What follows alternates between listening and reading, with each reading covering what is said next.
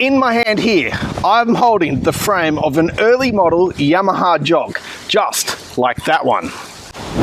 Now this happens to be my favorite little scooter, but its tiny little wheels make this guy a little bit sketchy at speed. This is my second favorite scooter, a Prebug Zuma. Where the Jog had skinny wheels and tires, these are big and fat, and that makes it much more stable at speed. So in the last episode, that got me thinking, what if I could ditch the worst bits of this and take the best bits of that?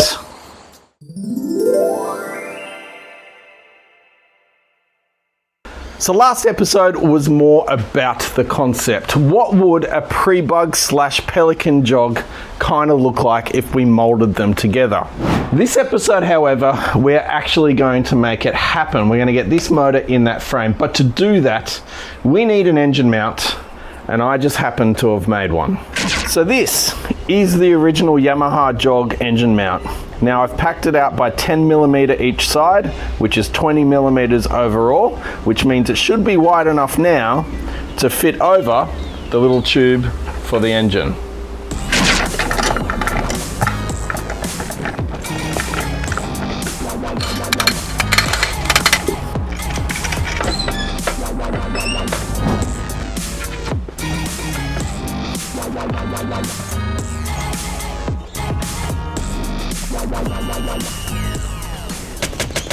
Engine is in, and I've got to say it went really well, but now we have to move to the front suspension.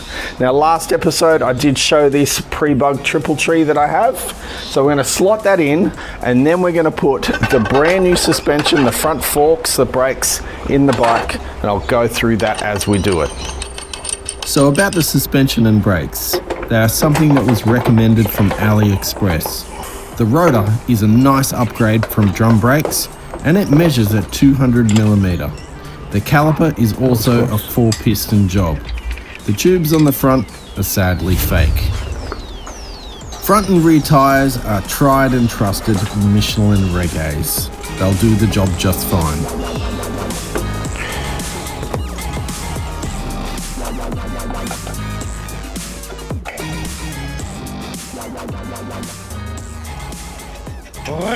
Alright team, so we've reached a moment in time. We've got our engine in, we've got our front suspension with our brakes in, and we temporarily have the rear shock and shock mount in. Now I say temporarily because the Prebug engine is a lot wider than the engine that was originally in this little Pelican Jog. And that means the bottom shock mount and the shock mount on the frame was offset. They didn't line up.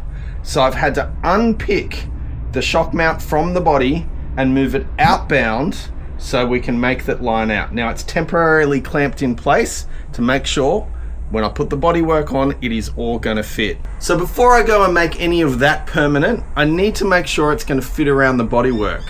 But there's one more thing that I've got to test, and that is making sure the intake and the carburetor will also fit around the bodywork. So we're gonna chuck a cylinder on it, we're gonna chuck an intake on it and a carburetor, and we're gonna kill two birds with one stone. It's a good time to mention, if you like what you're seeing and you want to see more, make sure you subscribe. That's the best way to keep up with all the Scooter Bomb builds. At this stage, I've had these panels off and on many times. Everything has to be checked and rechecked. Carb and air filter contact with the panels is a real concern. Another one of my concerns is the fitment of the exhaust. Will it fit inside my custom engine mount, and will it impact the side of the body panels on the Pelican Jog?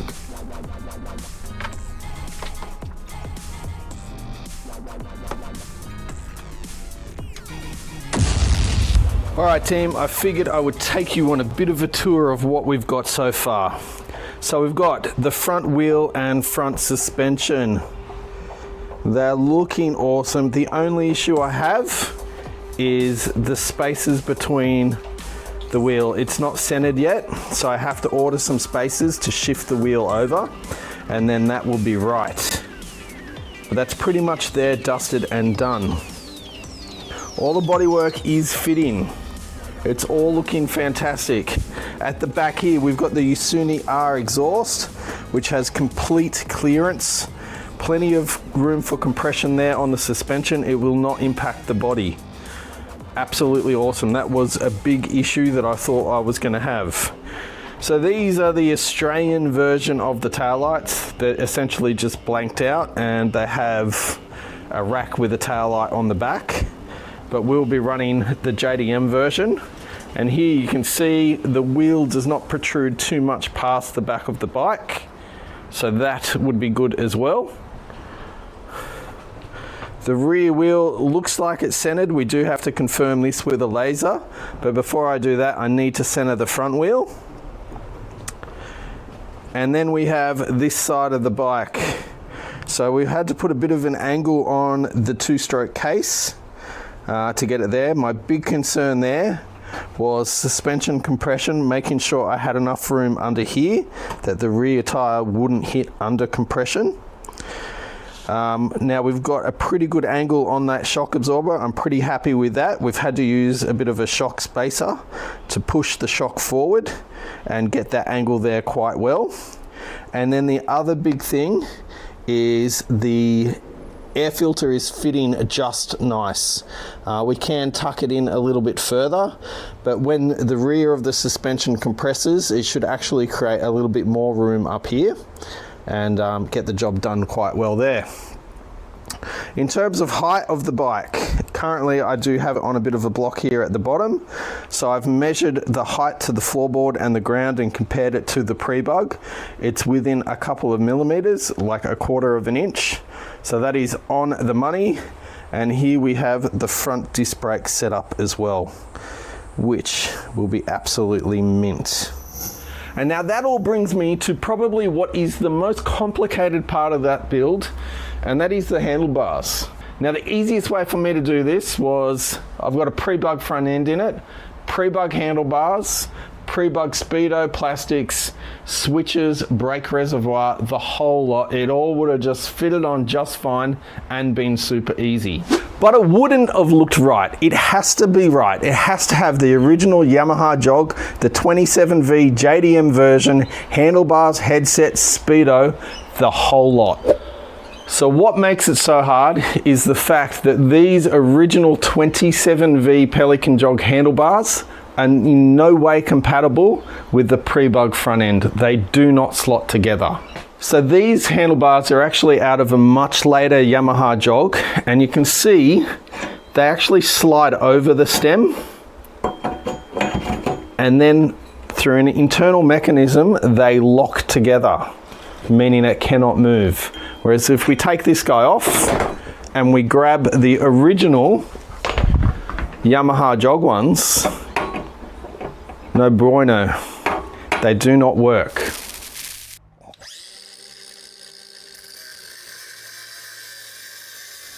All right, now we've got a plan. These two can slide in and out of each other, and when I've got them in place, all located properly, I'll weld them together, combine two handlebars into one. So when it's not working for you, nothing like a bit of violence from the grinder and then patch it all up with the welder.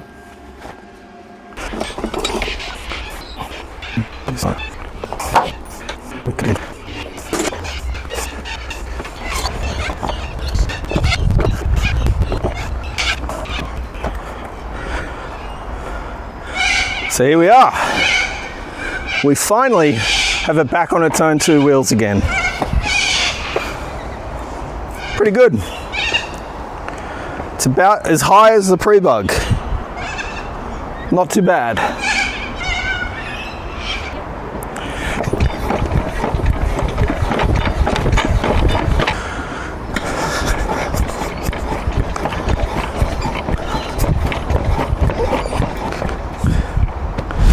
All right guys, here it is out on its own, on its wheels, everything together the way it will look finally. What do you guys think?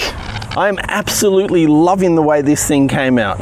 My big goal for doing this was to make it look as if Yamaha built it from the factory, and I think I've pulled it off. Now my biggest concern that I had was proportions. I didn't want it to look like it was fully stretched, it was extended or anything like that. The last thing I wanted this to look like was the ruckus. And the fact that I've got the rear wheel pretty much almost in line with the taillights is going to be awesome. It does have a rack that extends a little bit further, and I do think the rack will be the furthest thing out. So in that regard, I think I've absolutely nailed it. So the $1 million question is, how does it compare to a stock one? Well, there you go. Side by side, you can really tell the difference. It kind of looks like its big bully brother. And I know you're wondering, how does it compare to a Prebug? Well, there you go there too. The Prebug is physically longer. It's still a little bit higher, but it's kind of in between the Prebug and the little Jog. It's an intermediate version, if you like. All right, guys, there you have it. We've pretty much got the bones of it done. It is a rolling frame, a rolling chassis with all the bodywork fitted to it, and it is all clearing the motor, everything. This is exactly where I wanted to be this episode. So we've still got so much more to do on it. We've got to fit a brake reservoir to handlebars and a headset that were never designed to have disc brakes in them. We still have an engine to rebuild. We still have wiring. We've still got a bit of bodywork to go. The list goes on, but the hard stuff is all done. The bones are done. If you guys like this video, if you like the stuff that I do here on Scooter Bomb, please make sure you subscribe, like, and if you could take the time, leave me a comment. It makes all the difference. See you next time.